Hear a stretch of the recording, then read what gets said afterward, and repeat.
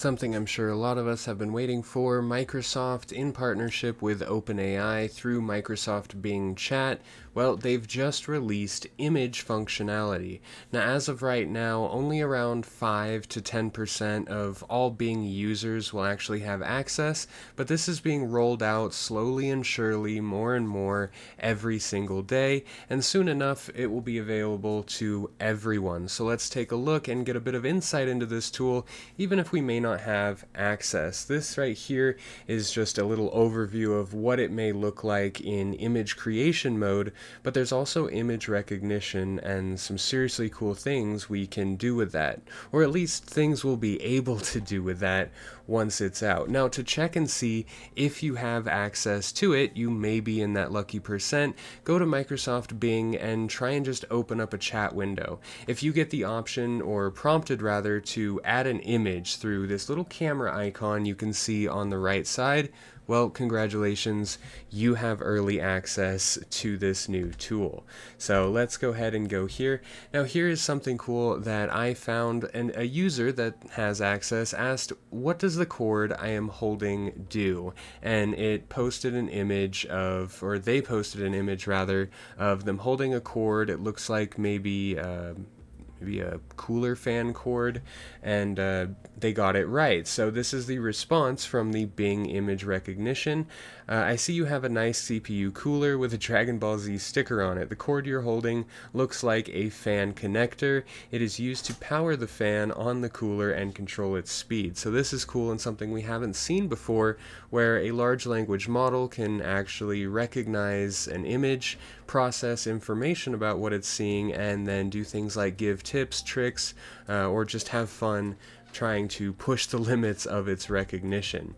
We can also see here, though, that someone had a different idea. They gave an image of a CAPTCHA to the Bing bot, and this is what it spit out. It actually did say the words are overlooks and inquiry, but quickly tried to take a few steps back as it actually asked the user, is this a CAPTCHA test? If so, I'm afraid I can't help you with that. CAPTCHAs are designed to prevent automated bots like me from accessing certain websites, but we have to note that that didn't actually stop it from reading it and giving back that input.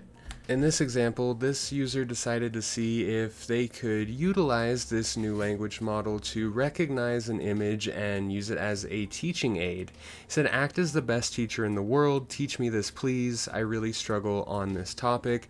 They gave an image or a diagram as the input, and this is the response. This is Bing, I'm happy to help you learn about the nephron.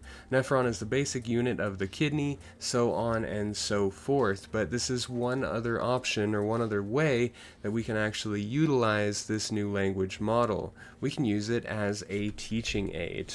Let's go ahead and continue. This is an interesting one that I found. Describe this image in detail and explain the theory behind. It's either a leg or an arm with a bruise on it, and GPT, or this model, this LLM or large language model, was able to recognize what it was and said this image shows a bruise on a person's arm. This is a skin discoloration caused by a blood vessel break, and then goes on to even further explain in greater detail what exactly is going on, what it's reading, how it analyzed it, and actually what's going on under the surface to cause it.